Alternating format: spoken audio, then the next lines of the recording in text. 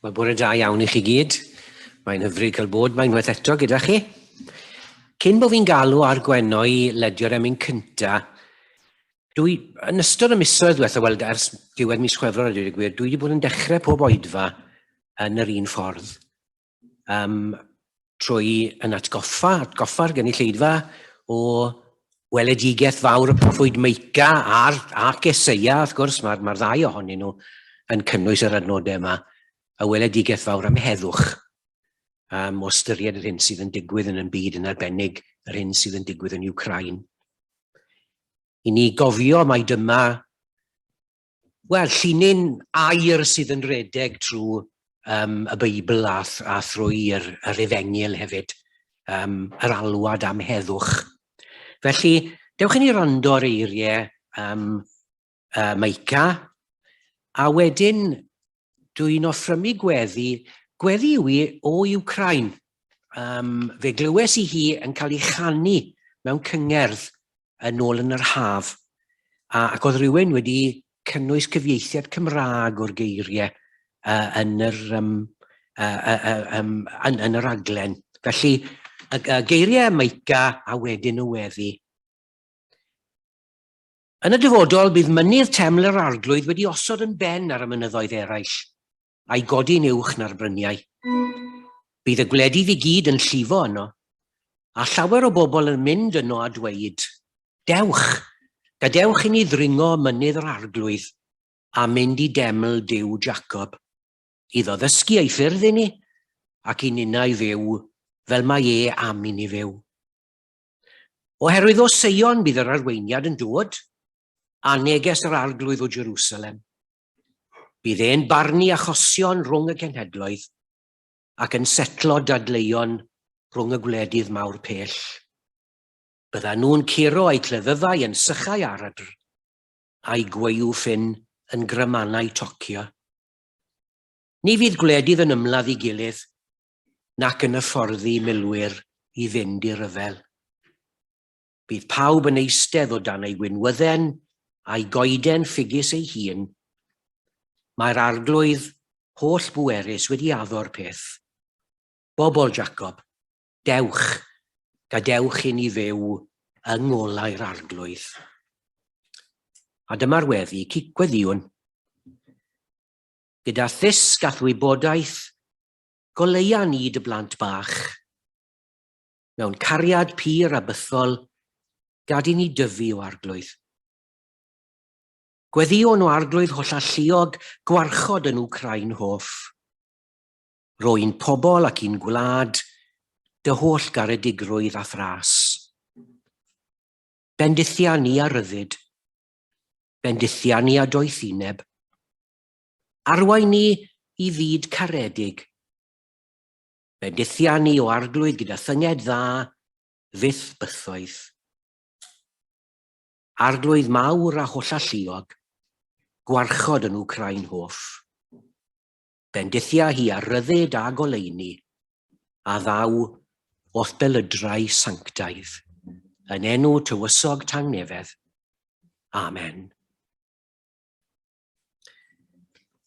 Felly fe, na'i ofyn I Gwenno ddod ymlaen I ledio'r emyn cynta.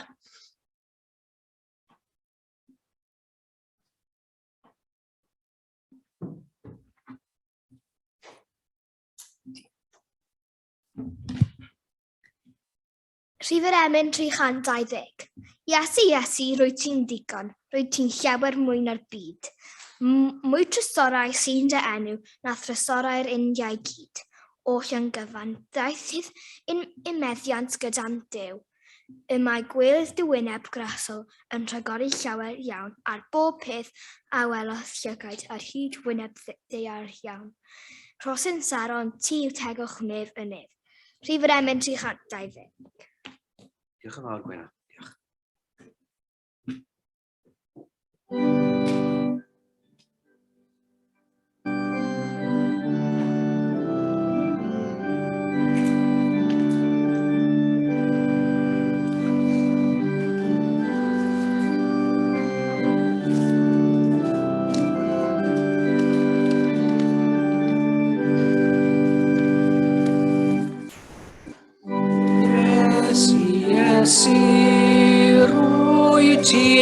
digon, rwy ti'n llawer mwy na'r byd.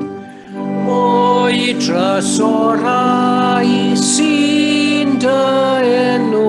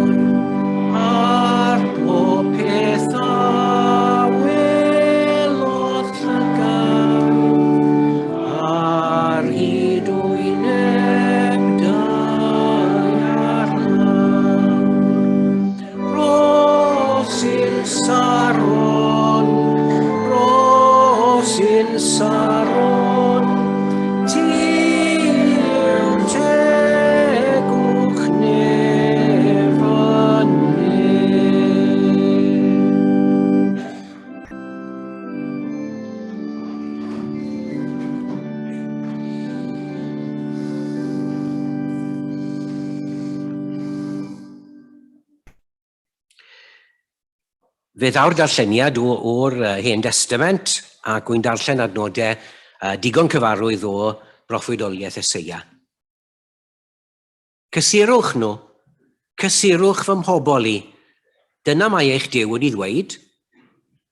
Byddwch yn garedig wrth Jerusalem, a dweud wrthi fod y dyddiau caled drosodd. Mae hi wedi derbyn y gosb am ei drygioni.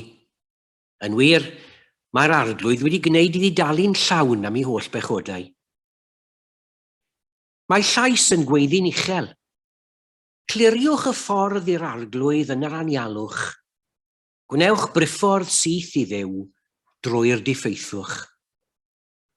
Bydd pob dyffryn yn cael ei lenwi. Pob mynydd a bryn yn cael ei lefelu. Bydd y tir a'n wastad yn cael ei wneud yn llyfn, a bydd cribau'r mynyddoedd yn dir gwastad. Bydd ysblander yr arglwydd yn dod i'r golwg, a bydd y ddynoliaeth gyfan yn ei weld yr un pryd. Mae'r arglwydd wedi dweud.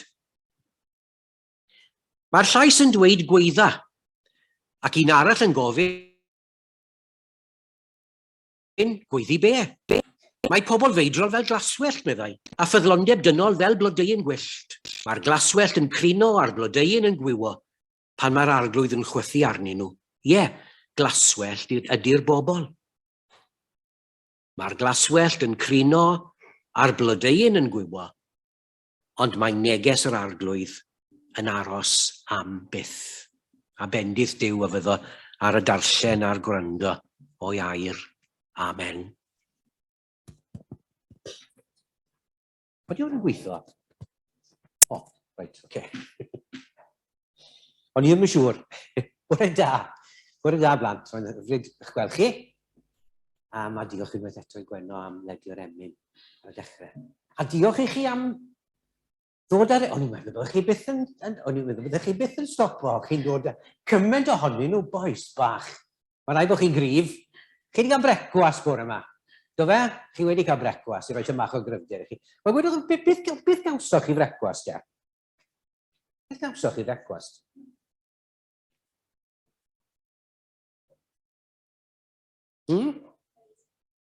Raisin wheats. O, wedi clywed am beina. Ydyn nhw'n neis? O, da iawn. Beth ges ti brecwas, te? Shreddies a Rice Krispies, y ddau gyda'i gilydd. O, da iawn, da iawn. Beth yw'r enw ni te? Fflir. Be ges ti te? Rice Krispies, efe? Da iawn ti. A beth yw'r enw di? Rhys. So mae Rhys a Fflir a Gweno gyda ni. Da iawn chi. Chi'n cael yr un peth i frecwas bob bore? Chi? Efo'r un peth chi'n cael bob bore? Na? Chi'n amrywio? Chi'n cael pethau gwahanol weithiau? Chi'n gwybod beth yw'r brecwast mwyaf poblogaidd yng Nghymru? Ydych chi'n meddwl yw'r brecwast mwyaf poblogaidd yng Nghymru? Na, mae tost yn yn ail. Na, mae Weetabix, dwi'n ddim yn gwybod. Mae'r 5 ucha gyda fi, ond dyw Weetabix ddim yn y 5 ucha. Ffroedd, na, digwydd bod. Wel, yr un mwyaf poblogaidd yw bacwn ac wy. O hyd, bacwn ac wy sy'n yw'r peth mwyaf poblogaidd. Wedyn mae tost, pwy wedi'r tost? Yn ail, yn bedwerydd mae cornflakes, right? Be chi'n meddwl yw'r trydydd un te? Na, nid Rice Krispies. Trwy'n am ddyfalu o'r gynulleidfa yma. Ewd, da iawn chi, ewd. Trwy'n i cael ewd bore yma. Mae bobl wedi bita ewd bore yma. Chi'n licio ewd? Chi'n cael e weithiau? Chi'n cael ewd weithiau, chi? Da iawn chi, da iawn. Nawr, o gwrs mae ewd, mae pobl wedi bod yn bita ewd ers miloedd o flynyddoedd. Chi'n modd, un o'r brecwasts, neu un o'r bwydydd hynna, pobl wedi bod yn bita'n berwi, ewd, beth yw'r gair Cymraeg, oats, beth yw'r ceirch, na fe. Diolch yn fawr, berwi'r ceirch gyda dŵr ac yn bita fe.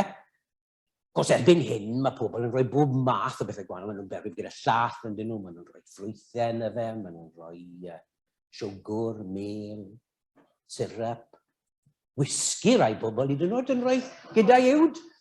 Rwy'n mynd i gael whisky bod yna, rwy'n barnu gyfaddau bod nhw'n cael whisky gyda ywd bod yna. Na, dim, siŵr o bod, na, ond beth bynnag. Ond, wedwch chi, rhyw 150 o flynyddoedd yn ôl, fe ddath a 2 gwmni ddechrau gwerthu ywd a gwneud ywd yn boblogaidd. Yn awr te. Dyma un o'n nhw. Chi'n nabod y bocs ma?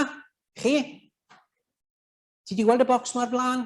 Ie, Scots Porridge Oats, dyna un cwmni, cwmni o'r Alban.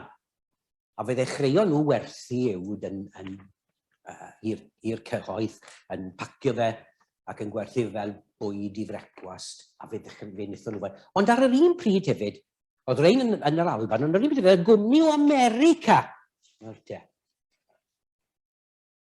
Wedi dechrau wneud hefyd. Nawr te. Chi'n nabod hwn? Ie, chi wedi gweld y llun yma? Ydych chi?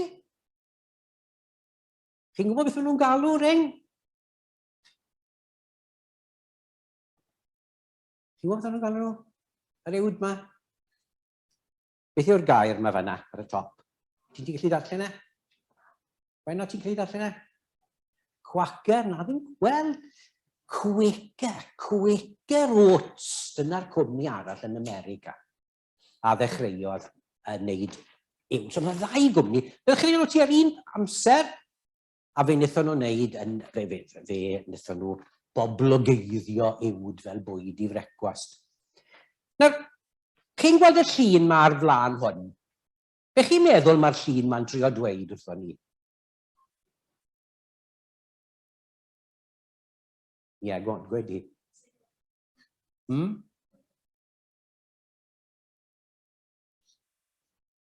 Shot put, ie, mae'n taflu yn diwedd belen heiarn ma, neu'r belen ddir beth bynnag yw, mae'n taflu hwnna yn diwedd, chi'n modd. So beth chi'n meddwl mae'r llun yn trio dweud?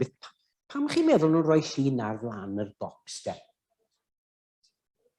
Trio dweud bod yn gwneud ti'n gryf. Ti?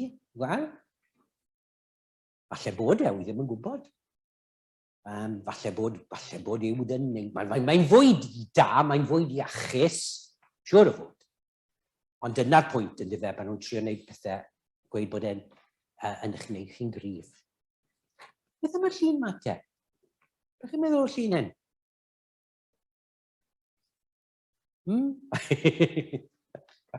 Wel, wedwch chi nawr, oedd y dyn ddechreuodd cwmni Quaker Oats.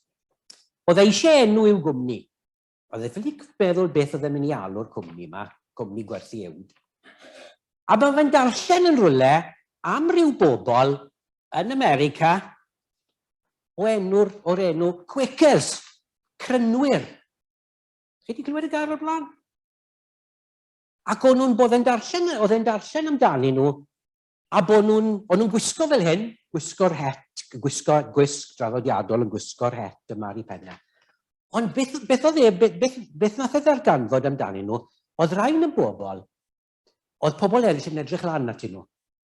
Oedd pobl yn eu cyfri nhw'n bobl gonest, yn bobl allech chi ddibynnu arnyn nhw, yn bobl allech chi drysto nhw, yn bobl oedd yn neud pethau da. A fe benderfynodd wel, wedodd e, wy'n credu bod beth wy'n gwerthu o'r ansawdd gorau, o'r quality gorau, a dwi eisiau bobl deimlo bod nhw'n cael bwyd da, bwyd iachus.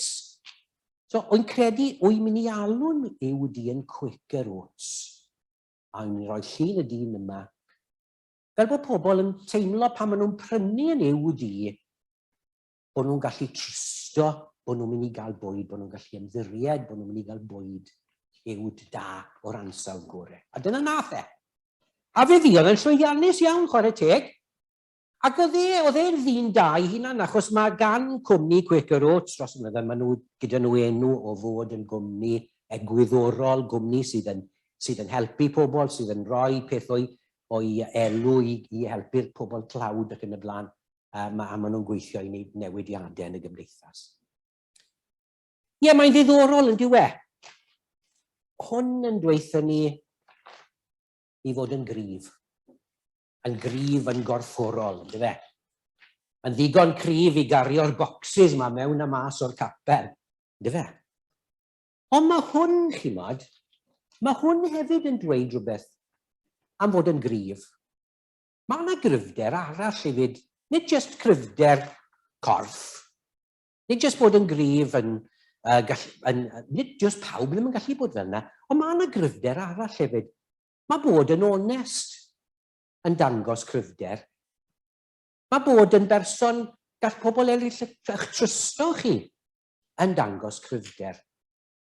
Mae bod yn rhywun sydd yn gwneud pethau, yn gwneud y peth iawn, yn gwneud pethau da. Mae hwnna'n dangos cryfder. Cryfder tu fewn, cryfder cymeriad. A mae hwnna'r un mor bwysig, os nad yn bwysicach na bes bod yn gryf yn gorfforol. Mae'n neis bod ni'n gallu bod yn gryf yn gorfforol ydi, ond nid pawb sy'n gallu bod fel yna. Ond fe allwn ni gyd fod yn gryf tu fewn. Fe allwn ni gyd fod yn dangos y cryfder yna mewn bywyd da. Bywyd o wneud pethau da, o fyw yn dda, a pethau ni'n dysgu amdani nhw fan hyn yn y capel ac yn yr ysgol Sul. Felly dyna neges i chi bore yma'n syml.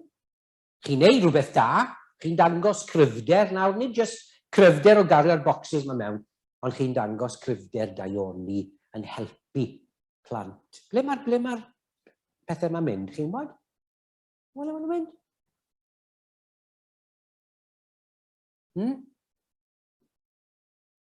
Wel, i Wcrain, un o'r gwledydd siwr o fod fydd yn derbyn nhw, a lot o gwledydd eraill tebyg, a mae yna lle mae yna lot fawr o glodi. So, i ni'n dangos cryfder trwy'n wneud hynny.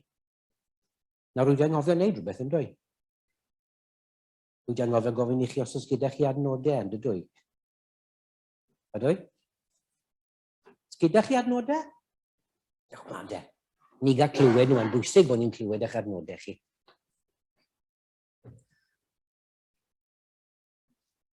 Reit, fflir gyntaf,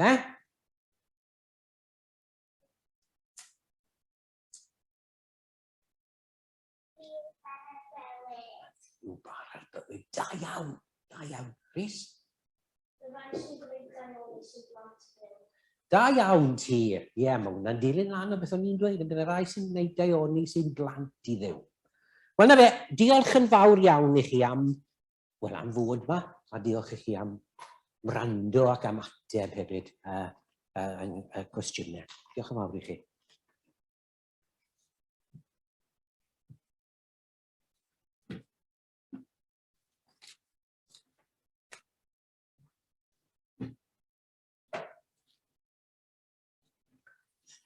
Newch chi ni gannu'r ail emyn te, 805. Emyn 805.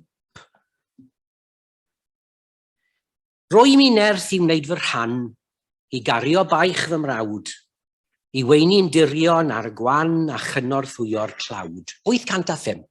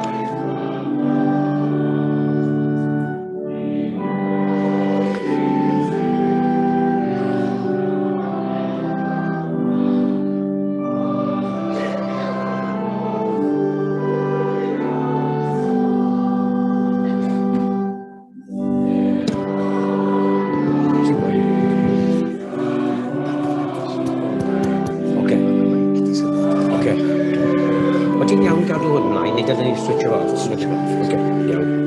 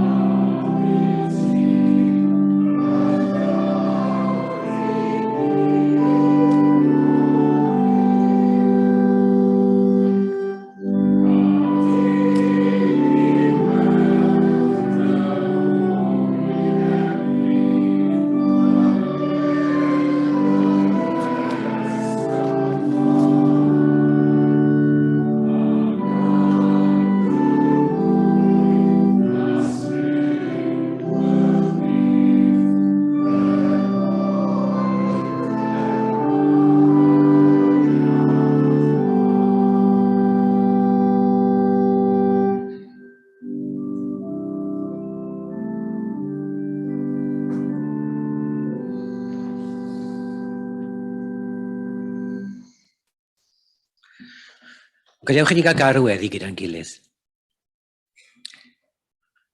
Derbyn yn diolch ni unwaith eto arglwydd ein Duw am y cyfle newydd yma sydd wedi dod i ni i ddod ynghyd.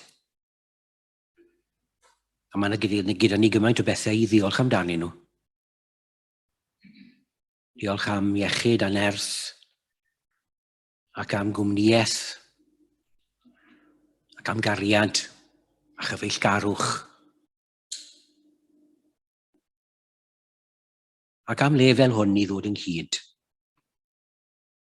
Ac addoli.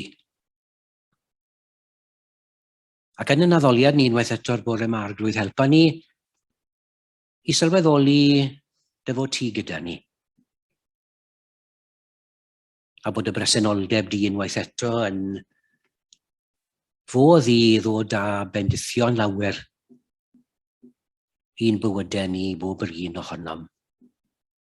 Pobl gwahanol i ni, pobl sydd wedi gweld bywyd mewn rhyw ffordd wahanol yn ystod yr wythnos sydd wedi mynd hibo. Beth bynnag yw'r pethau hynny ni wedi gofod delio gyda nhw. Beth bynnag yw'r beichiau hynny i ni'n cario gyda ni falle bore yma i'r lle yma. Beth bynnag yn angen, beth bynnag yn cyflwr. I ni'n gwybod fod na rhywbeth ar gael ar yn cyfer ni. Gair i'n codi ni, gair i'n beirniadu ni falle, gair i'n ysbrydoli ni, gair i'n herio ni, gair i'n cryfhau ni, gair i'n galluogi ni i fod yn well disgyblion a gwell dilynwyr i ti yn Iesu Grist. A dyna yw'n dyhead wrth i ni edrych ymlaen i'r wythnos newydd yma sydd yn agor o'n blaenau ni. Yn bod ni yn gallu manteisio'r y cyfleoedd yna byddi di'n cynnig i ni. I ddangos yn bod ni'n bobl i ti, i fod yn dystion, i fod yn weision, i fod yn weithredwyr y gair, yn ymwneud ac eraill ac yn ymwneud â bywyd ac yn ymwneud â chymdeithas. Yn enwedig yn y mannau anodd a dyrys ac anghennus a thywyll hynny, y byddwn ni efallai'n cael yn hunan ynddyn nhw. Felly bendithiau ni yn yn haddoliad, os gweled i yn dda arglwydd, gyda ni'n bobl eiddgar i wrando ac i dderbyn. Fel yn bod ni'n gallu mynd mas o'r lle yma'r bore, mae'n teimlo mae dawdd bod yma. A bod gyda ni yr adnoddau hynny i allu gwneud gwahaniaeth yn ein cymdeithas ac yn ein byd. Unwaith eto'r bore yma, i ni'n gweddio dros y rai hynny, i ni'n gwybod amdanyn nhw, fydde efallai'n hoffi bod yn bresennol gyda ni'r bore yma, ond sy'n methu bod yma. Ac yn yr un modd y bobl yna sydd yn cael bywyd yn anodd, sy'n perthyn i gylchoedd yn cymdogaeth a'n cydnabod ni. Bydd gyda nhw arglwydd, ond helpa ni fod gyda nhw hefyd, yn dy enw di. Helpa ni fod yn cynrychioli dy bresenoldeb, yn rannu dy gysur ath gariad, ath gwmnïaeth, ac yn dod â goleuni lle bynnag bod angen hynny, y mywydau y rai hynny sydd yn ei chael i'n anodd y dyddiau'r rhain. Bendithia ni fel eglwys ac fel eglwysi, i barhau i dystiolaethu ac i wasanaethu yn y dyddiau anodd rhain. A ninnau yn ymwybodol o ba mor anodd ydyw i barhau ac i gynnal y fflam ac i gadw'r drws yn agored. Bydde di ni beidio digaloni, ond helpa ni i fod yn hafannau gobaith a chynhaliaeth i bawb sydd yn ceisio hynny mewn bywyd.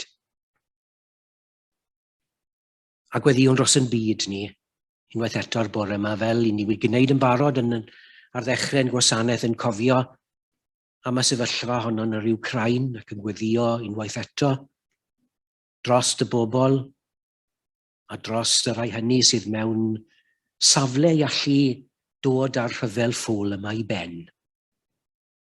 Arwain hwy, dyro iddynt ddoethineb, dyro iddynt weledigaeth a dyro iddynt yr awydd i fyw yn gytun ac i geisio lles dy bobl di ym mhob man. Ond ble bynnag yma i gwrthdaro, ble bynnag yma i rhyfel, ble bynnag yma i angen, ble bynnag yma i newyn, sychder ac anghyfiawnder ac anhegwch, i ni'n gweddio dros hynny y bore, dros y mannau hynny y bore yma, a dros y bobl sydd yn dioddau. Ac yn gofyn i ti yn cynorthwyo ni, i roi ar waith y weledigaeth fawr honno a roddwyd ni gan Iesu o'r nef newydd a'r ddeiar newydd. A ninnau yn gwneud yn rhan yn ystod yr wythnos hon, ble bynnag y byddwn ni, pa bynnag gwmni y byddwn ni ynddo, i geisio gwireddu y weledigaeth honno, a cheisio lledaenu ffiniau dy deyrnas di trwy yn geiriau a'n gweithredoedd a'n ffordd o fyw. Bendithia ni felly arglwydd, a maddau pob pechod a bai a weli di yno ac i dderbyn, wrth i ni ofyn unwaith eto yn enw ac yn heiddiant Iesu Grist, dy fab a'n harglwydd.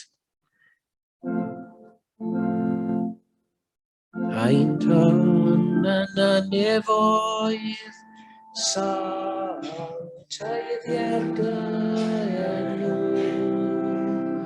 Deled dy deyrnas, gwneler dy ewyllus, egys yn y nef, felly ar y ddeiar hefyd.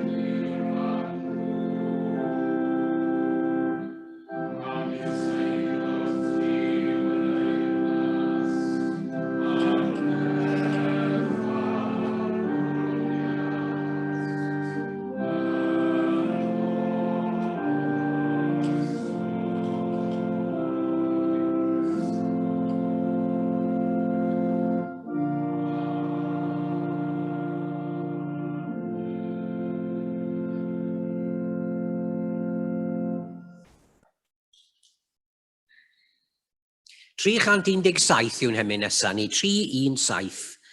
Wele wrth y drws yn curo, Iesu tegwch nef a llawr.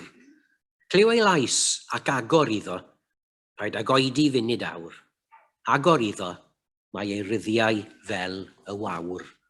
317.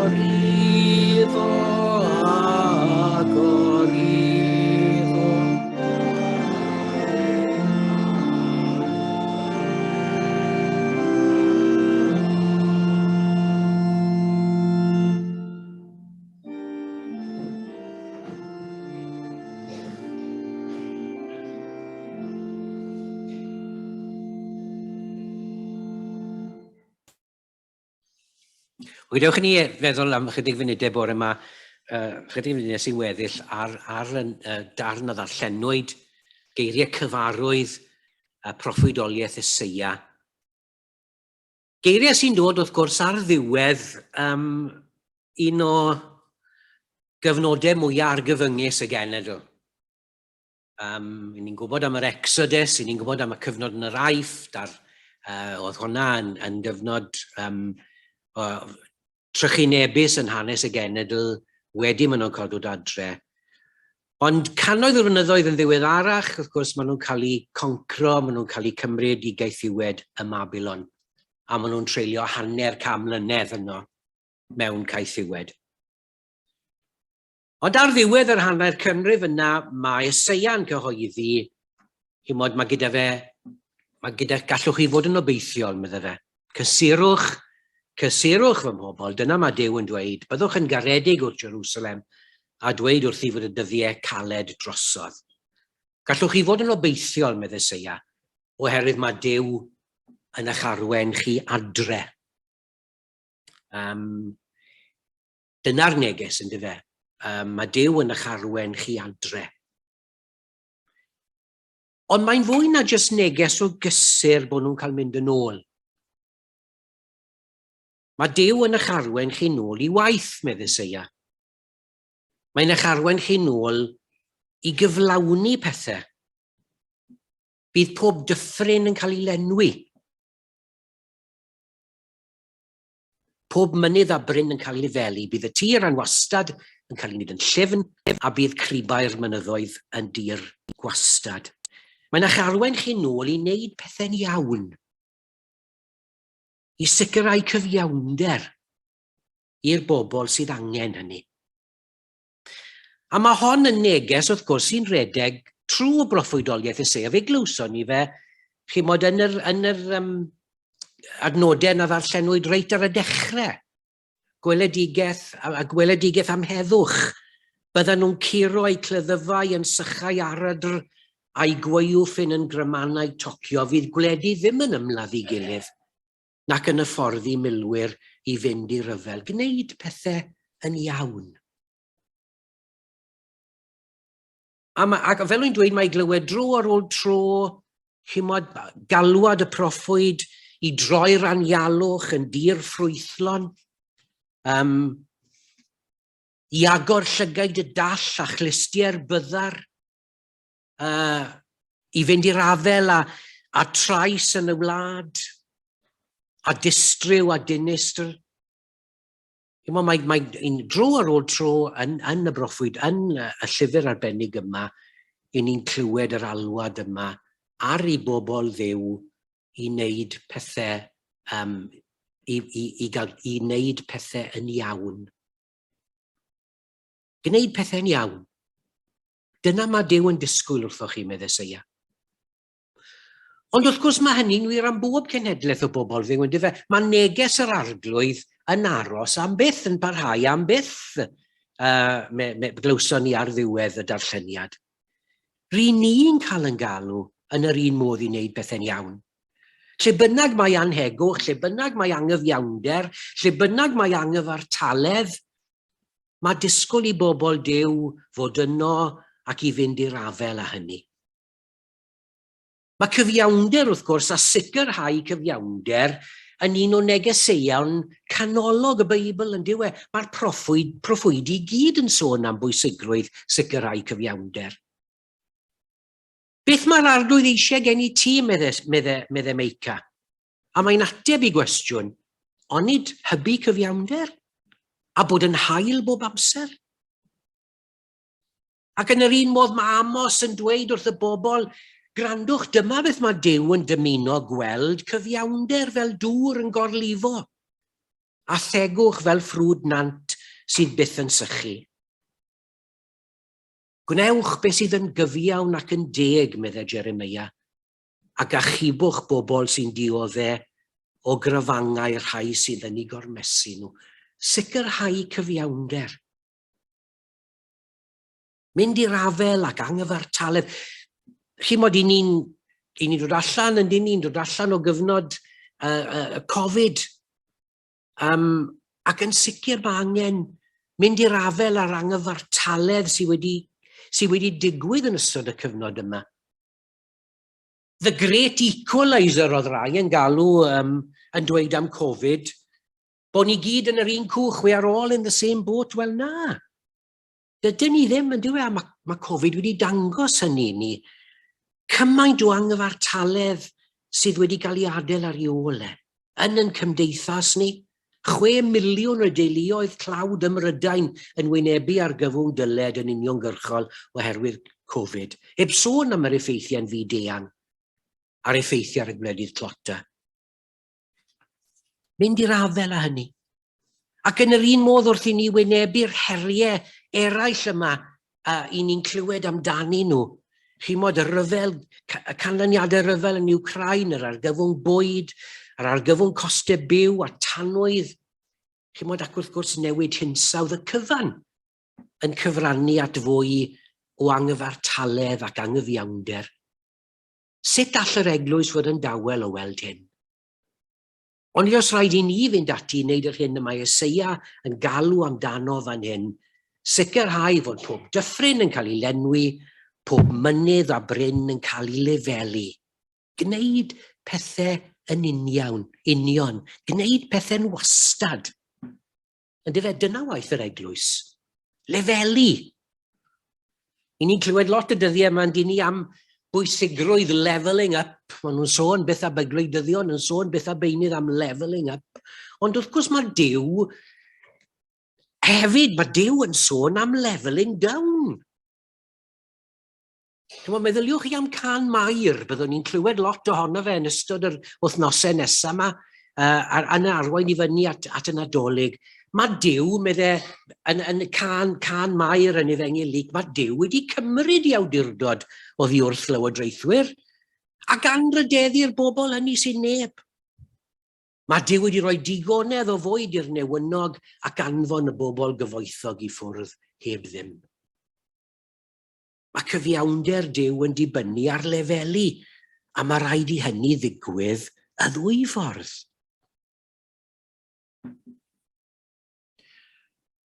Yn ystod yr wythnos sydd wedi mynd heibio, wrth gwrs, un o'r pethau sydd wedi bod yn y newyddion ar wahân i gwpan y byd yw cyfarfod COP27 yn yr Aifft, y cyfarfod ar newid hinsawdd. Cyfarfod tyngedfennol, yn cyfle ola ni'n meddwl arbenigwyr i osgoi trychineb hinsawdd, climate catastrophe.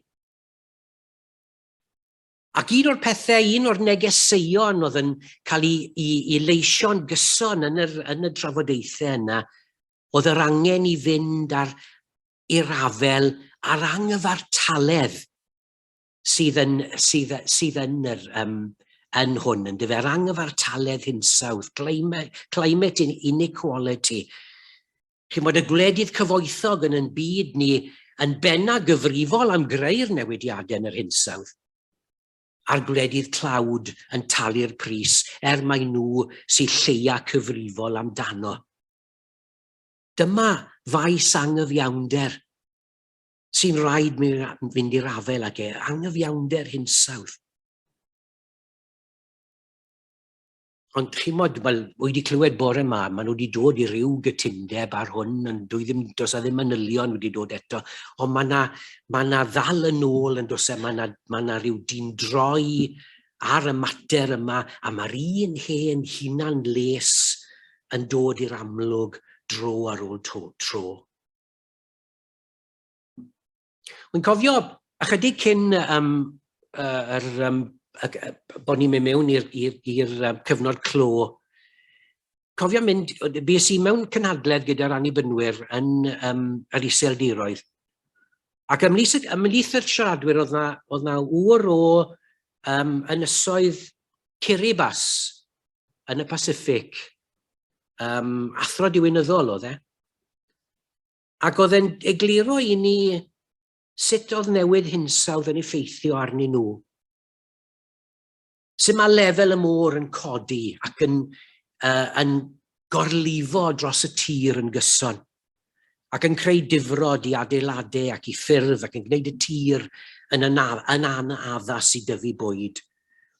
Ac oedd e'n dweud, chi'n modd erbyn canol y ganrif yma, ni mewn perygl o ddiflannu yn llwyr, bydde fe'r ynysoedd yma. A mae gyda nhw berson yn y llywodraeth sydd ar briff o ffindo rwle, o brynu darn o dir yn rwle arall mwyn symud y boblogaeth gyfan o'r ynysoedd i fyw yno.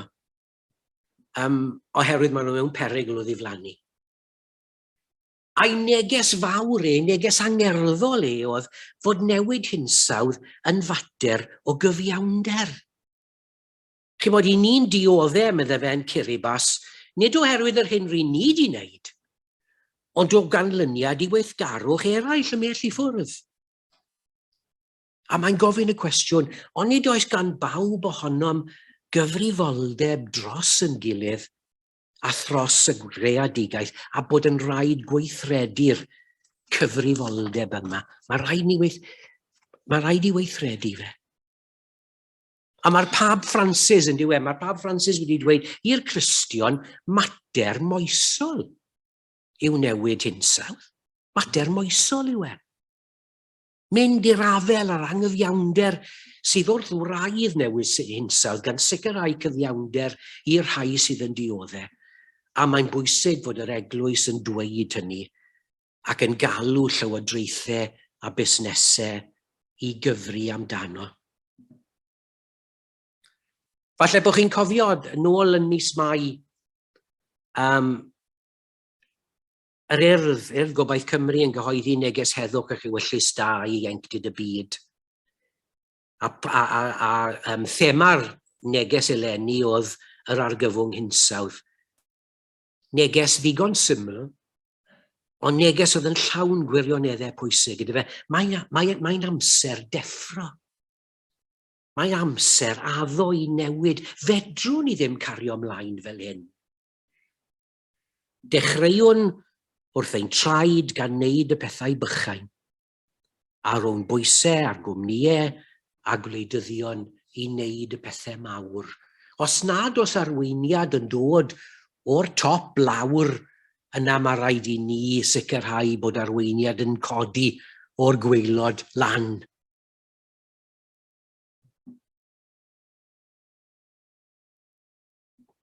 Nid mater o fynd yn ôl i'r oesoedd canol yw un ac i, fel mae rai yn trio dweud. Ond mae'n bwysig sylweddoli fod pob dewisiad ffordd o fyw, pob dewisiad lifestyle a wnawn ni yn cario canlyniadau. Does gan yr 30 miliwn o bobl Pakistan a ffeithiwyd gan y llifogydd a welwyd yno'n ddiweddar ddim dewis. Does gan y 150 miliwn o bobl Affrica sy'n dioddau newyn difrifol am y 5 flwyddyn yn olynol, y sychder sydd wedi para dros 5 mlynedd, does gyda nhw ddim dewis. Ond mae gyda ni ddewis. Fe allwn ni fynd i'r afel, mae rhaid i ni fynd i'r afel a hyn. Fel mae Eseia yn dweud ar ddiwedd y weledigaeth honno am heddwch, fel mae'n dweud ar y diwedd, bobl Jacob dewch. Gadewch i ni fyw yng ngolau'r arglwydd. Mwyn i enw. Amen.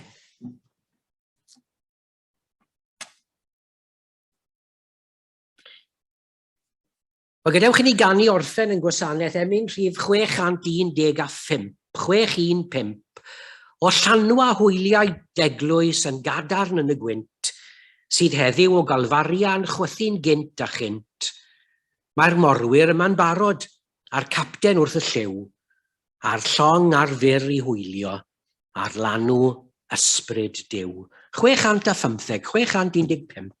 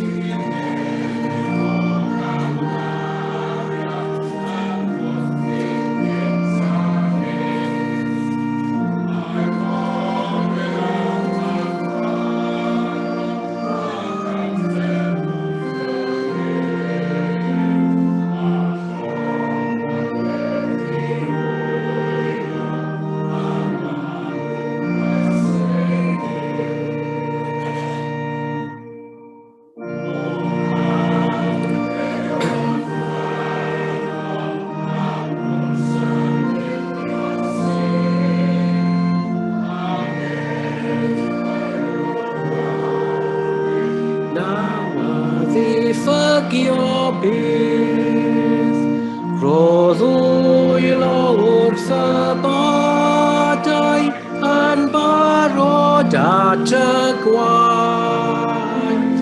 O ddwyn yr ein sy'n boddi un o'r ydau.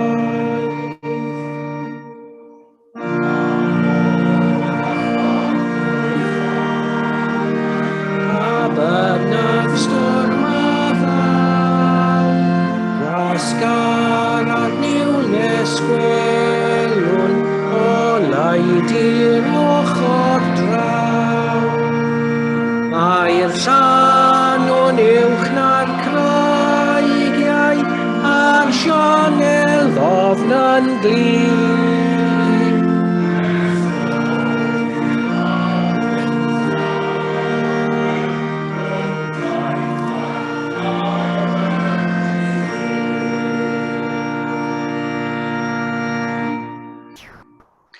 Nid oes ragor i'w ddweud y mae llawer i'w wneud, awn allan felly, i wasanaethu Duw mewn cariad, a bendith Duw yn dad, mab ac ysbryd glân, a rhoso gyda phob yr un ohonom yn awr ac hyd byth.